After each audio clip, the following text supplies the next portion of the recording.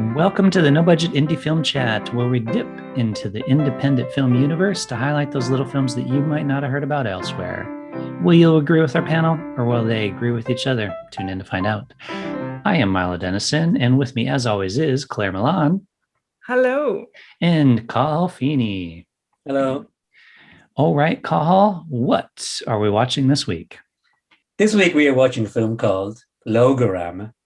It's a French film, and it's directed by, I'm going to read this, François Alaux, Hervé de Crécy, and Ludovic Houplain. And it won the Best Animated Short at the Oscars in 2010. It also won a few other awards at Cannes and Clermont-Ferrand and so on. Now, so the film, it's set in an animated version of Los Angeles where everything is a logo, and even the characters are logo. So he starts off and you have these two Michelin men who are supposed to be cops, and they're in a car just shooting the breeze. And before long, the sort of the tempo changes and they're involved in a high-speed car chase against this wanted criminal who turned out to be Ronald McDonald. And look, beyond that, I'm not going to really try and make much sense of this film. Like it's an animation, it's a comedy, it's a thriller, it's a satire.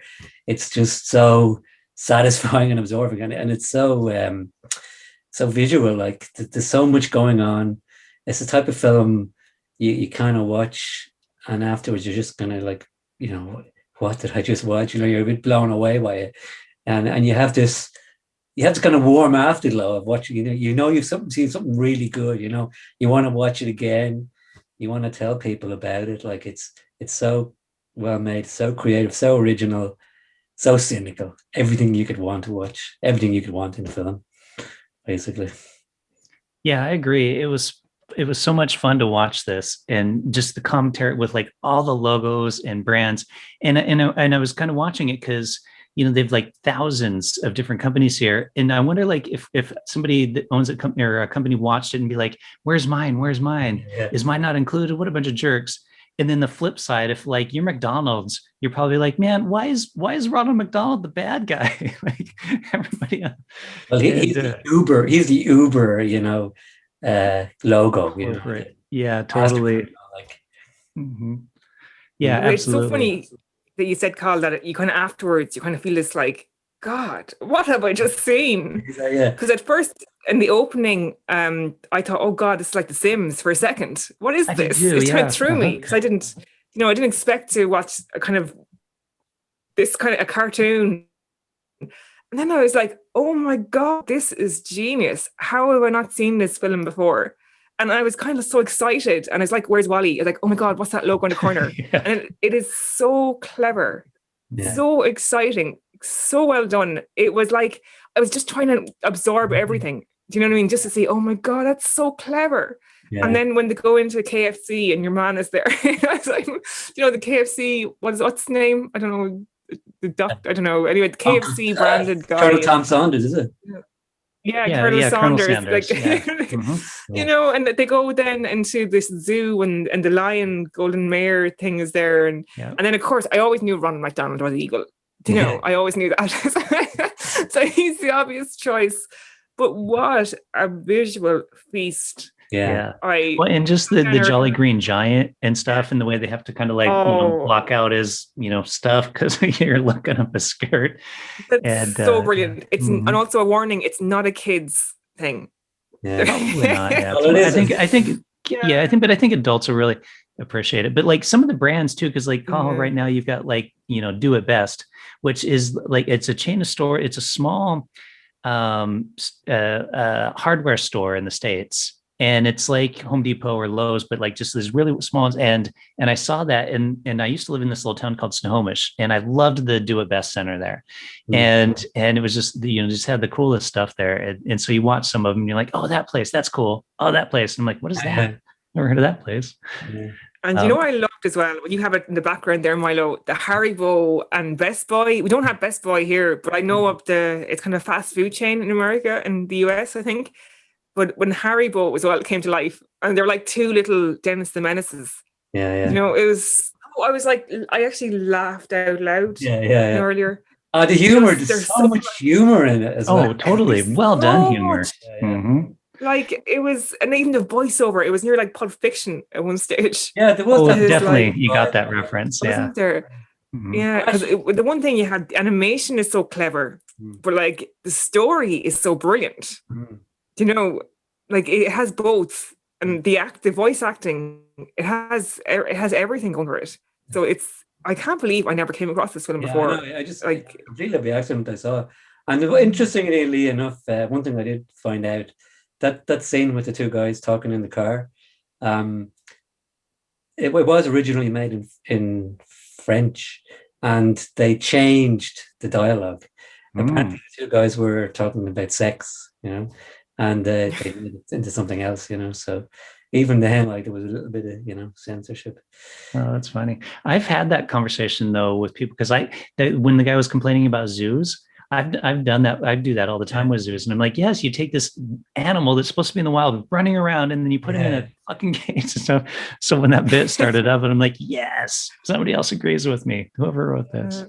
So it's funny. And the fact that it kind of makes me. I wish I spoke. I need to try to find a French subtitled version then to see what the original French was for that scene. Yeah, but it was very funny the way that scene though. Yeah, go on, sir. Wasn't it? Oh, it's so good. Yeah, but sorry, the Michelin man, and he's debating will he go and get a salad? Do you know what I mean? Yeah. Or something healthy kind of, and then he goes into KFC, and then Colonel Sanders is on the counter and comes out with a bucket of like fried stuff. Yeah, that's right. Yeah. It's just. Yeah, geez, the hilarity of it and the cleverness, and I find myself excited. Oh my God, what'll happen next? Like, what'll I see next? Do you know what I mean? What type of logo will be creatively stuck on somewhere? Even at the very end, like when I started pulling away from the earth, and you see it's actually a Nike logo, you know. Mm-hmm. Yeah, that's the other thing, the way they put some of them in there. I love the music too, by the way. You know, that was Yeah, good choices for music. All around fantastic. Like, and it's such a great commentary without being annoying about it too. Just making it so funny. It's great. One thing that's on my mind is how to get around to copyright. Because I'm always like, you know, every time I make something, I'm always aware of copyright. I always have to check and everything. They must. I think this falls far enough into parody to where like they get away with it. Like it has to be, because there's no way they have the little TMs, or you know, they're moving over to little TM. Yeah, I'm wondering because I know I looked underneath the comments underneath the video, but it's pretty available in Vimeo at the moment. But it's just like someone mentioned that, like, how is it around the copyright? But it's kind of interesting because when I've been creating like comedy stuff, I'm always thinking about parody, and I've asked other friends as well, like, where's the line? Do you know where how can you parody something? Mm-hmm.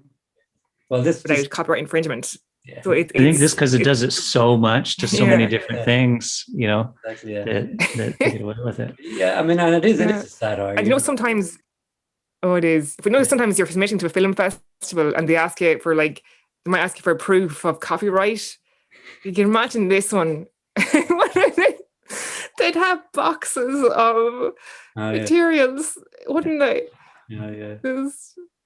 Well, they did say in the description that they did the two songs that they used are legit songs. They would have liked. So I think that's the only, and I think with all the visuals on screen, I think it falls into the pair, you know, that it's valid based on the way it really does. And if you were a brand head of a brand and you saw this, you'd be like, well done. Like I would be anyway, because you know it's not like I would like fair play to you guys because this is just so brilliant, you know. Oh yeah, and like, it is obviously it's a commentary, and you know how we are like polluted by all these brands everywhere, you know. Yeah, and that's the thing. It has that layer of it as well. Not only the fact it is so brilliantly written, so brilliantly animated, and the voice acting, it has a layer of commentary as well on top of it, about we're living in a world of brands, you know. And I actually don't think Ronald McDonald exists anymore, does he? I'm not sure. I think they got rid of him. By the way, do you know who the Mr. Pringle, original Mr. Pringle, his voice is David Fincher, you know, the director? Social Oh my Network. God. He did the voice in Really? this. Yeah. Oh, I didn't know that. Yeah. Wow. But I didn't know there was an SO woman. Did you? The picture behind me there. I know there's Didn't know there was SO, an but SO I didn't know woman. it was a. No, I I don't know didn't. if Yeah. that thing's a A woman or woman not. version. That's interesting. No, what SO just- stands for, by the It's way. it's Spanish What? for something, isn't it? No, it's not. No, No. it's Standard Oil. SO. Well, I knew it was an oil company. Yeah. I just thought maybe SO meant the word SO meant something. No, but like, do you ever hear Standard Oil? No, just the Yeah. company. So it's just SO. Oh yeah. SO. SO. Oh, so Standard Oh, they Oil put SO. okay, SO. put an E. Yeah. with an E in Okay. front. Okay, that's interesting. Interesting. I'm with you, Claire. Interesting. Yeah. Interesting but boring. Yeah, interesting. Well, it doesn't work. Why the E in the No, front? I just have to think about it for a second. Yeah, But yes. Standard Oil. Yeah. So shall we rate it? All right, let's do it. Claire, you want to go first? Or you want me to do it? Okay. Mm. So for me, Ta-da. really original, unpredictable, with a layer of social commentary. I'm going to give it 5 stars. I give it 6 stars if I could. Yeah. 6 out of 5. Watch this film. It is brilliant. I am in the same boat. I'm going to go 5 stars on this. There is no flaw whatsoever in this film. So excellent choice, Carl. Yeah. Well, this is going to be a first ever because I'm high five. Like I said, like if I give it more than 5, I would. This is just. It was just. Yeah, same here. 6 out of 5. Yeah. Yeah. It was brilliant. Yeah. I've watched it. I'll watch it again. I've watched it twice already. I'll watch it again. Same here. Oh, absolutely. Yeah. Because you just want to Yeah. watch it and just pick stuff out. And it's just, and then focus on different things each time. Like, okay, this time I'm going to focus on these, and then this time I'm going to focus on the dialogue. And this time, because there's so much. So much to say. Yeah. Yeah. Have we ever all given something 5 stars before? No, I think never. so. No. Oh, I wow. don't think so. Wow. It's a milestone episode. Yeah. Amazing. Yeah. Yeah. Well, no budget filmcast audience, you heard it here. It's 5 stars all the way around. Of course, we'll throw the link into the notes, so check it out. We absolutely love it. Let us know what you think in a comment or via social media on Facebook, Twitter, or Instagram at No Budget Show. And until next time, we'll see you later. Goodbye. I don't like the outro. Until next time, we'll see you later. See you later. Maybe.